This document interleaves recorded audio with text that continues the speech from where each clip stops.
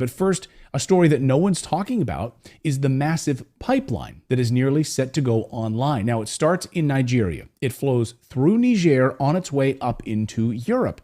Chevron and the United States have already invested $13 billion into this pipeline. And guess what, guys? After the Nord Stream pipeline destruction, Chevron stepped up production to get this up and running. Hey, we'll speed this up. We'll fast track this. And now the people of Niger are saying, wait a second, why are we going to allow a pipeline to flow right through our country so Europe can have natural gas? You are doing nothing for us. You continue to steal from us. Sorry, no more pipeline. This is why Europe is terrified this morning. The United States already blew up the Nord Stream pipeline, put their own pipeline into action in Africa. Smart business move, right? We'll just blow up the competition. Imagine Walmart doing that to Target stores. Yeah, we're just going to blow up those stores. Now you got to shop at Walmart. And now Niger is saying, hey, sorry, you're not going to use our country to transport your natural gas into Europe. Get out of here. So Europe is facing catastrophe with no Nord Stream pipeline coming from Russia any longer. And now the threat of this pipeline being shut down through Africa. This was their salvation, this pipeline. And then add into it uranium and Europe's nuclear power. The United States gets over 50% of its uranium from Russia, despite all of the sanctions that the United States has placed against Russia. They left uranium off the list. I love this. I love that they chose to sanction every other thing, but they left uranium off the list because we need it so badly. We need it desperately. Why? The United States is so heavily dependent on Russia for uranium that Putin could literally flip a switch, literally destroy the American economy by turning off the lights.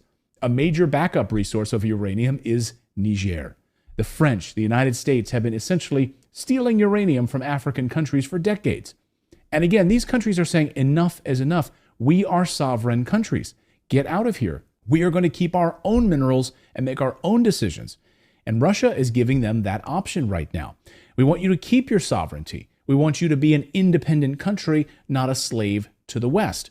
Listen to Africa Bureau Chief Musa Ibrahim explain how the people of Africa want to gain back their wealth, their minerals, stop giving it away to America and Europe. What people want is to gain back their wealth, back their uranium, their gold, their iron, their phosphate, their oil, their gas.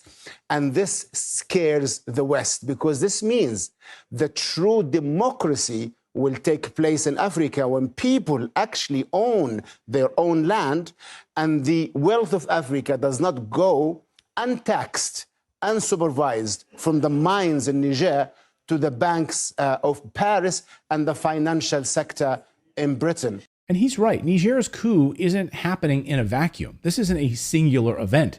They're now pushing back against this neocolonialism in a larger multipolar world, saying this unipolar order that America has ruled for many, many years, seeking to keep your boot on the people of Africa, is not going to stand anymore. Africans are seeking to regain their national sovereignty. Africa saying, hey, we are rich in uranium, but we don't get to benefit from any of it because you steal it from us. We will enrich our own uranium and we will sell it to you and you'll pay us for it. No more theft.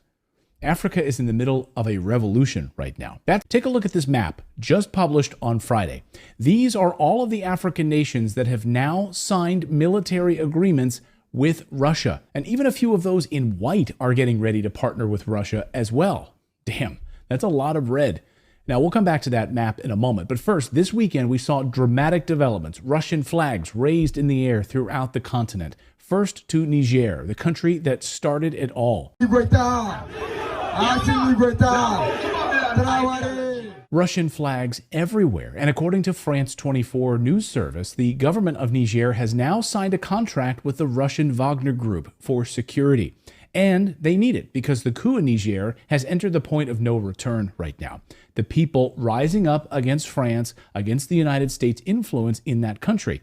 The Western powers that have controlled Niger for decades are now being pushed out. And this weekend, the military leaders now say that Niger will no longer be a European colony. And they've demanded that all French soldiers get out now, get out of here, or face the consequences. Why does the United States even have troops in this country in the first place? Well, that's a great question. So get out of here, France, and get out of here, United States. You don't belong here. Over the past few days, the United States started dropping massive amounts of military cargo right near the Niger border with its warplanes. But that threat is not stopping the people of Niger. Tens of thousands of people marching in that country this weekend, celebrating their independence and shouting no to foreign military bases, no to poverty, no to the West stealing their uranium, their phosphate, and other minerals. Get out of here now. All of the ambassadors' offices to the Niger Republic Mission Service, the United States, France, Nigeria, and Togo have all been terminated. All of their offices are now officially shut down by the Niger government. The head of the military just made this announcement. So other African nations are now showing their support for Niger and starting to say the very same thing. Get out of our country. This weekend, the people in Senegal rising up against Western colonial governments controlling their country. The CIA, MI6, and other Western intelligence services are doing whatever they can right now, spinning their wheels, trying to hold on to power in these countries with their puppet governments. The people in West Africa are fiercely anti-American imperialism, so it wasn't a surprise then to see the country of Guinea announce they are supporting Niger as well. La République de Guinée réaffirme par ce communiqué sa vision panafricaniste en apportant sa solidarité à la population nigérienne. This is massive, and Colonel Douglas McGregor says the people who've had their minerals stolen for years are saying enough is enough. Get out of my country. The Africans are fed up with it. And so this is an example in Niger where a supposedly U.S.-backed government with a U.S.-trained military suddenly turned around and said, I think all of you white people need to get out of here. We've had it with you. Go away. Go, Europeans leave.